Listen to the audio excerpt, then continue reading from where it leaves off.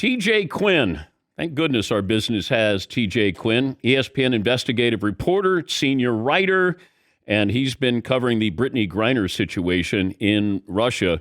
I don't even know if you can call it a situation. It feels like it's more than that. But let's go back here, TJ, to how many years has Brittney Griner been playing basketball in Russia? Oh, several. You got to hit me with the one I didn't have right at my fingertips. It's been a number of years, and she's one of many players from the WNBA who've been making sometimes 4 or 5 times their WNBA income playing for teams over there. She was making about $1 million a year, I think. At what point did this become, I guess she was going through security? Well, walk me through what happened and how Brittney Griner ended up in the situation where she is. Yeah, I think people forget that the invasion of Ukraine hadn't started yet. It was February 17th. And yes, people knew that there were, some dangerous things going on in that part of the world.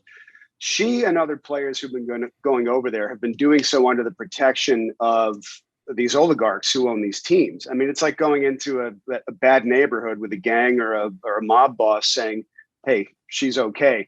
You knew you had certain protections. Well, as soon as the war starts and all the sanctions are put into place against those oligarchs, that protection's gone. So, but she was walking through on February 17th and she gets stopped. They say that she had vape cartridges with hashish oil in them. Her side actually hasn't said anything publicly, and we haven't heard her make an actual plea in court.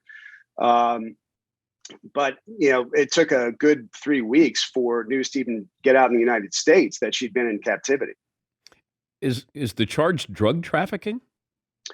The charge is, trying to smuggle drugs into the country. They've got very strong drug laws. To them, it's a big cultural issue. And she is facing under this up to 10 years. But you really can't look at it as a regular legal proceeding. She is a chit in a negotiation right now. They will go through the pantomime of making this a real legal proceeding. It is not. I've spoken to, I don't know how many experts, people at the U.S. State Department. The fact is, Russia does this. It's all negotiation. It's transactional. This is not about justice. So in the end, it as far as Russia goes, it doesn't matter if she did it or not. They're going to deal for her. If she happened to do what they said, fine. If she didn't, whatever. They'll come up with some evidence that during this trial that's about to start, they will have some kind of evidence. It could be completely made up. It could be absolutely valid, but it doesn't matter. It's a negotiation. Does she have representation on the ground with her in Russia? She's got her own lawyers, and the people around her that I've talked to and at the State Department say they're legit. They're good. You don't want a public defender in Russia. A public defender is seen as an extension of the prosecution. They work with the prosecution. Wow. And it's an old play for them to, when you want something, you plant drugs on somebody or you make an accusation about drugs. The fact that she is a 6'9" black lesbian is not something lost on the Russian public or government. She's a powerful cultural symbol, and they recognize that. Could she face 10 years? She'll probably get that sentence. Everyone is expecting her to be convicted and sentenced, but they also see it as it's just a negotiating tool. How do people get involved? Who can get involved? The commissioner can't do anything. Like, is this the White House? It comes down entirely to the White House and the State Department. Are they willing to cut a deal? Russia has already floated it. I mean, this was pretty interesting how open they were about it. There was a story in TASS, and those of us who grew up, you and me, who grew up in the Cold War, remember TASS well. It's the state news agency. Anything they say, it's because the Kremlin said this is okay. They put out a story in May saying that it had been discussed, possible trade for her and a Russian man named Viktor Bout, who's in a U.S. prison for financing terrorism. They've tried to get Bout out before. Somebody wants him to come home to Russia. But once TASS put out there, it was very clear. Okay, this is a deal they want, and now it's up to what's the U.S. willing to do. What kind of deal will they cut? And there's a big split in the government about it. You've got people in the State Department who say look, the incentive to kidnap an American is already there. You're not going to create more incentive. Just cut the deal, bring her home. But there are others saying, well, no, it's going to put other Americans at risk. If they know we're going to make a deal that easily, other people are going to grab her. The other complication is that there's another American there, Paul Whelan, who's been there for 3 years. He was convicted in what the U.S. calls a ridiculous show trial for espionage. And the Biden administration knows, and the Kremlin surely knows politically, you can't bring one of them home and not the other. So from what I understand, they're trying to get a deal to get both of them. Her detention's been extended another 6 months to December 20th. What reason? Because they can. Wow. You know, they've got, well, in this case, it's not that different from U.S. law that you can hold someone in a pre-trial detention period for a long time. And they, under Russian law, can hold her for a year. Under extraordinary circumstances, they can extend that to 18 months without taking her to trial. They've already set the date.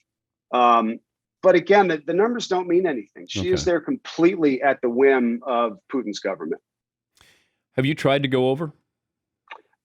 Since this started? Yeah. Not a chance. No. The State Department has a do not travel order. I've been over there before. It's a pretty intense place, especially if you're a journalist. I had someone, this is 4 years ago, I had someone in U.S. intelligence say, look, they think all our reporters are spies because all their reporters are spies. And if you go over there, you will be surveilled. Don't try to detect it. Don't try to avoid it. They'll treat that as tradecraft, and then they'll treat you like a spy. But right now, it'd be a very bad idea for anybody to go over there. How close have you come to speaking to Brittney Griner? Not even remotely. Nobody in her family has either. I mean, they saw that news last week that they had finally set up a phone call with her wife, Sherelle, and the State Department fell on its sword and said, no, that call didn't happen because we didn't have somebody manning the office where that needed to happen. From what I'm told, it still hasn't happened. They've been exchanging letters. Her lawyers bring correspondence to and from her, knowing that every bit of it is monitored. But they're able to see her a couple times a week. So the people around here, her are comfortable. Okay, we know, she's okay. She's being held in detention. Is this house detention or is she in a prison? No, she's in a jail. She's requested house detention a number of times. But if you look at in terms of a negotiation, they're not going to do anything to make her comfortable. Anything that I get from people around her and the State Department, I've got to take with a grain of salt. I mean, they don't want to inflame this. They've got this balance of they want to keep attention on her because it's an American in custody, but they don't want to put so much on her that it makes her more valuable as a chit to Russia. She is a pawn essentially. So, the correspondence is minimal, but it's out, and she's in a jail, and it's not, from what I've heard of Russian jails, they're not a fun place to be, but the reports are that she's okay considering. I'm guessing other WNBA players not going to be going back to Russia anytime soon. For a couple of reasons. One, I mean, why would you after this? But also the money's probably not going to be there because all these oligarchs who were willing to spend, millions upon millions to have these teams. There've been suggestions that they use these teams for money laundering, but also as these vanity pieces. They have these teams, they want them to do well. They're willing to spend money way beyond the market. They're not going to have the assets that they did because they've been frozen internationally. But you do have to look at other countries as well, like Turkey, places where you've got, questionable governments, just like the conversation we're having about, Saudi Arabia and men's golf right now. Oh, man. Yeah. If this is a different female athlete, is the coverage different? Let's say this was a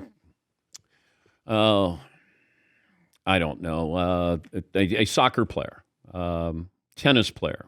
If it's Mia Hamm, if it's Serena Williams, if it's Simone Biles, is it different? Yeah, I mean, I've wondered that as well. It's probably, people keep making the comparison. What if this were LeBron James? What if this were Tom Brady? It's not. I mean, she is great in her sport, unquestionably. The WNBA doesn't have the audience in this country that those sports do, but there are female athletes who rise to that level. Yeah, if it was Serena Williams, it's a much bigger deal, and then you can't help, but uh, you know, see some kind of huge public reaction to it.